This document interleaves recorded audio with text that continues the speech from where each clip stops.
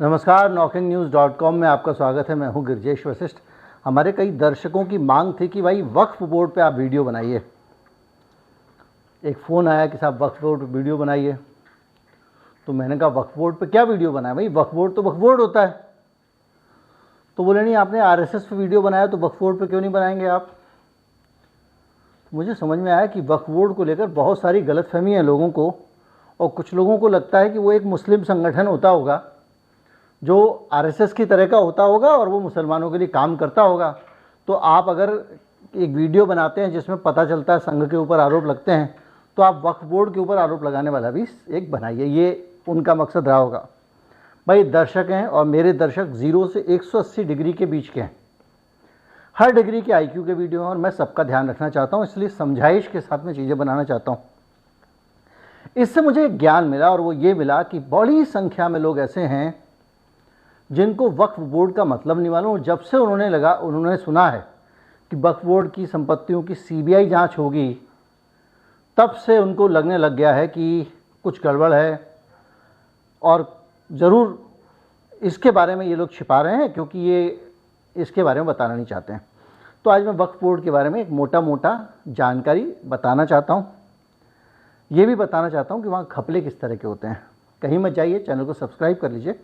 हमारा एक QR code screen पर दिखाई देगा, उसे स्कैन कर सकते हैं, और एक UPI ID डिस्क्रिप्शन में। ये 2 ज़रिए जिनके ज़रिए आप भुगतान कर सकते हैं, और एक और दिल के निशान वाला थैंक्स बटन होता है, वीडियो के नीचे मिलेगा, उसके ज़रिए भी आप भुगतान कर सकते हैं। मैं अभी आया।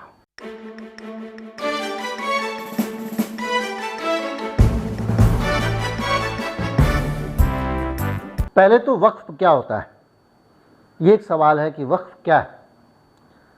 मैं हूँ, आप हैं, हम सब लोग कुछ ना कुछ ऊपर वाले के नाम से कर देते हैं, और जो हम ऊपर वाले के नाम से कर देते हैं, मान लीजिए मैंने अपनी कोई चीज़ धर्म को दान कर दी। एक व्यक्ति हैं, बुजुर्ग हैं, उनके पास में एक घर है, और वो चाहते हैं कि जाते जाते मेरा घर मैं किसी को दे जाऊं, ऐसी जगह पे दे जाऊं जो मेरे भगवान के काम आए, खुदा के काम आए, और वो जो संपत्ति मैं दान कर रहा हूं उस संपत्ति से कुछ अच्छे काम हो जाए। तो मेरी श्रद्धा है कि मेरे जाने के बाद में मैं अपनी प्रॉपर्टी दे जाता हूं। तो मैं अगर कोई संपत्ति दीन के काम के लिए या धर्म के काम के लिए दान करके जाता हूं, तो उसका मतलब होता है मैं अपनी संपत्ति वक्फ कर रहा हूं, यानी मैं अपनी प्रॉपर्टी खुदा को दे रहा हूं। अब कहानी यहीं से शुरू होती है कि आपने अपनी संपत्ति वक्फ कर दी, और किसी और ने भी कर दी, और 50 सैकड़ों साल से लोग अपनी संपत्ति दान करते आ रहे हैं। इसके अलावा कुछ मस्जिदें हैं, कुछ कब्रिस्तान हैं। ये ऐसी बहुत सारी संपत्तियां हैं जिसका मालिक किसको मानेंगे आप ये तो कर नहीं सकते कि ये किसी संस्था की है, ये किसी संगठन की है, क्योंकि वो संपत्ति तो खुदा की संपत्ति है।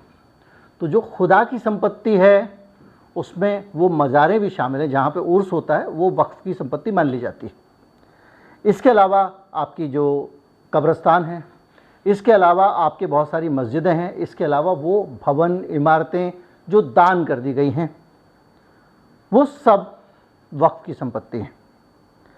अब ये जो संपत्ति है, इस संपत्ति तो है, लेकिन ऊपर से आके ऊपर वाला थोड़ी उसकी देखरेख करेगा। तो उसकी देखरेख कौन करेगा? तो उसकी देखरेख करने के लिए भारत में कानून बना दिया गया, और एक बोर्ड बनाया जाता है, वक्फ बोर्ड। कुछ राज्यों में उसका चुनाव होता है, कुछ राज्यों में सरकार मनोनयन कर देती है, और आमतौर पे देखा गया है कि जिनकी सरकार होती है उन्हीं लोगों के लोग वक्फ बोर्ड में मुख्य जगहों पे आ जाते हैं।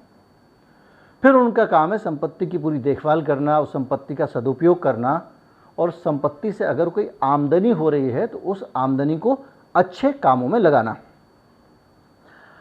ये तो एक सीधा वक्फ बोर्ड का काम हुआ। और उसकी जो कुल संपत्तियां हैं, मोटे आंकड़े के हिसाब से उसमें करीब 5 लाख संपत्तियां हैं, जिसमें 6 लाख एकड़ उनकी कुल संपत्ति ज़मीन है, और 150 करोड़ का राजस्व रेवेन्यू अभी उससे हासिल होता है वक्फ की संपत्तियों से। और अल्पसंख्यक के जो मंत्री हैं उनका कहना है कि 150 करोड़ रुपए की जो आय हो रही है, इसको आराम से 10,000 करोड़ रुपए की इनकम में बदला जा सकता है और हिंदुस्तान के मुसलमानों की पूरी तस्वीर इससे बदल जाएगी, ये उनका कहना है। हालांकि मुझे नहीं लगता 10,000 करोड़ रुपए से क्या तस्वीर बदलेगी। संपत्ति को बढ़ाएंगे तो कैसे बढ़ाएंगे? जाहिर बात है उस संपत्ति का व्यावसायिक इस्तेमाल करेंगे। अब इस कानून में एक और बारीक चीज़ है और वो चीज़ ये है कि ये संपत्ति खुदा की संपत्ति है। तो एक बार खुदा की संपत्ति हो गई मतलब हो गई। अब वो संपत्ति किसी और को दी नहीं जा सकती। तो आप ये नहीं कर सकते कि उठा के आपकी वक्फ बोर्ड की ज़मीन पड़ी हुई है तो आपने उठा के उसको बेच दिया, तब क्या होगा? और इसमें घोटाला कैसे होगा? क्योंकि संपत्ति तो हो गई ऊपर वाले की। घोटाला ऐसे होगा कि मैं वक्फ बोर्ड का चेयरमैन बन के आया और मैंने कहा कि कुछ माल कूट लेते हैं।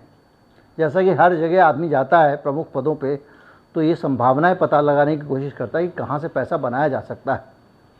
तो मुझे एक सलाहकार आके बताएगा, एक काम करते हैं साहब, वो जो अपनी प्रॉपर्टी बनी है उस पर दुकानें बना देते हैं। अरे यार कमाल कर रहे हो, दुकान बना देते हैं? दुकान कैसे बना सकते हो? बोले बना देंगे जी। तो मैंने क्या किया कि जिसको संपत्ति देनी थी उसको कहा तू कुछ पैसे इधर आ जाने दे, तू उस पर कब्जा कर ले। अब ऑन रिकॉर्ड उस संपत्ति पे कब्जा है और बाकी वो संपत्ति जो है वो वक्फ की है। ऐसे बहुत सारी संपत्तियां हैं, कहीं पे लोग दुकान बना रहे हैं, कहीं पे लोगों ने मकान बनाए हुए हैं, कहीं पे किसी ने कुछ खोला हुआ है, कुछ खोला हुआ। बड़ी बड़ी संपत्तियां देश भर में वक्फ की जो लोगों के पास कब्जे में। ये हाल तब है जबकि वक्फ बोर्ड के पास ये अधिकार है कि अगर वो उसने कह दिया कि ये एक फला संपत्ति जो सामने दिख रही है, अभी साउथ दिल्ली में कब्रिस्तान का मामला चल रहा है विवाद, ये वक्फ की है और ये पुराना कब्रिस्तान है, एक बार कह दिया, उसके बाद आपको साबित करना पड़ेगा कि ये ज़मीन वक्फ की नहीं है, ये तो मेरी है। ये वक्फ को शामिल नहीं करना पड़ेगा कि ज़मीन ये आपकी नहीं है या किसकी है, या ये तो ज़मीन हमारी है या हम मुकदमा लड़ें ना। हमने आपको बोल दिया कि भाई ये ज़मीन हमारी है तो हमारी है, अब आप बता दो, साबित कर दो कि हमारी नहीं है, हम मान जाएंगे। इतनी पावर वक्फ बोर्ड के पास में। इसके जो पदाधिकारी बनते हैं इनका चुनाव होता है, सालाना चुनाव होता है। अलग कुछ राज्यों में चुनाव होता है, जैसे उत्तर प्रदेश में चुनाव होता है। वक्फ बोर्ड भी कई तरीके हैं, सुन्नियों के अलग हैं, शियाओं के अलग हैं। लेकिन जो वक्फ बोर्ड का गठन होता है वो एक कानूनी प्रक्रिया है और कानून के मुताबिक ही उसका बॉस बनता है और उसके मेंबर भी बनते हैं। उसके जो मेंबर होते हैं उसमें 2 वकील होते हैं, उसमें कुछ लोग जानकार होते हैं, बहुत सारी तरह का एक कॉम्बिनेशन होता है, सरकार के प्रतिनिधि होते हैं। उसके आधार पर वो बोर्ड बनता है। तो ये तो हुआ वक्फ बोर्ड क्या होता है, ये जो समझ लें।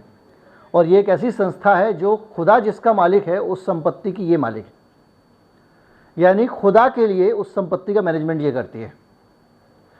अब उसमें जो वक्फ करके आप जाते हैं प्रॉपर्टीज, उसमें भी कई कंडीशन है। जैसे मान लीजिए मैं अपना घर दान करके जा रहा हूँ और उसमें मैंने एक कंडीशन लगा दी वक्फ करने में कि ये जो घर है इसका मैनेजमेंट मेरे बच्चे करेंगे।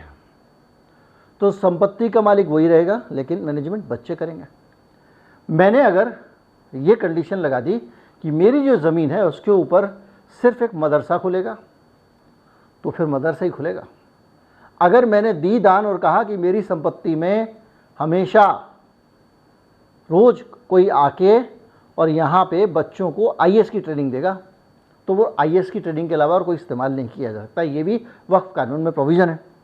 तो बहुत सारे लोग अपनी इस तरह से संपत्तियाँ देके जाते हैं। तो अब ये जो सरकार जांच करा रही है, ये क्यों करा रही है, ये समझने की बात है। ये जांच इसलिए करा रही है कि लंबे समय से क्या आ रहा है कि अलग अलग सरकारें रही हैं और उनके टाइम पे अलग अलग लोग वक्फ बोर्ड में पदाधिकारी रहे। यूपी सरकार को कहीं से भनक लग गई है कि ये जो लोग पदाधिकारी थे इन्होंने खेल किए हैं। और एक क्लियर कट बात तो ये है कि जितने भी पदाधिकारी रहे हैं वो सारे के सारे मुसलमान रहे। तो अगर जांच होती है और कहीं पे किसी ने उस ज़मीन पे कब्ज़ा कर लिया था या उस ज़मीन को किसी ने नाजायज़ तरीके से किसी रिश्तेदार को इस्तेमाल करने को दे दिया या किसी ज़मीन को दबा लेने दिया किसी को, तो वो सारी चीज़ें निकल के आएंगी। और वो चीज़ें निकल के आएंगी तो 2 फ़ायदे होंगे। एक तो फ़ायदा होगा कि वही मुसलमानों को खुशी होगी कि हमारी संपत्ति जो है वो कब्ज़े में थी, उसको बचा लिया, इसलिए वो लोग भी विरोध नहीं करेंगे। और दूसरा ये कि जो मुअज्जिज़ लोग इसमें रहे हैं बोर्ड में, उन सबको लपेटा जा सकेगा कि भाई तुमने घपला किया। तो यही एक सरकार का इरादा है। दूसरा हो सकता है उनको लग गया हो कि भाई फलां जगह पे ये आदमी था, ये इस पार्टी का था, इसने घपला किया, इसने घोटाला किया, तो वो भी निकल आएगा। तो जो घपला घोटाला वो यही होता है कि वक्फ की संपत्तियों का सही विवेक के अनुसार उपयोग ना करके जानबूझकर वक्फ को नुकसान पहुंचाया जाए। वो संपत्ति के मामले में हो सकता है, वो किसी और चीज़ में हो सकता है, कुछ और रियायत में हो सकता है। और अब ये जो सरकार कह रही है कि संपत्तियों को, ये जो परेशान बेकार पड़ी हैं, इनको मेटरलाइज किया जा सकता है, 10,000 करोड़ रुपए की आमदनी इससे पैदा की जा सकती है। तो जाहिर बात है इसका कमर्शलाइजेशन होगा।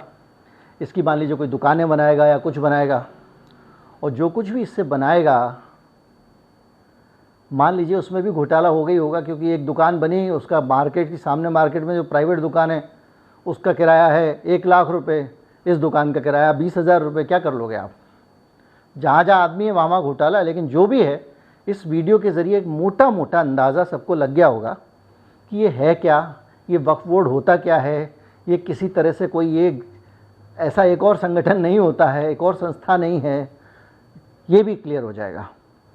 और जो लोग पहले से जानते हैं उनको भी एक सरल तरीके से समझाने का ज़रिया मिल गया, वीडियो उठा के भेज दिया। उम्मीद करता हूँ वीडियो आपको अच्छा लगा होगा। अच्छा लगा हो तो ज़्यादा से ज़्यादा लोगों तक पहुँचाएँ, चैनल को सब्सक्राइब कर लें। नमस्कार, जय हिंद।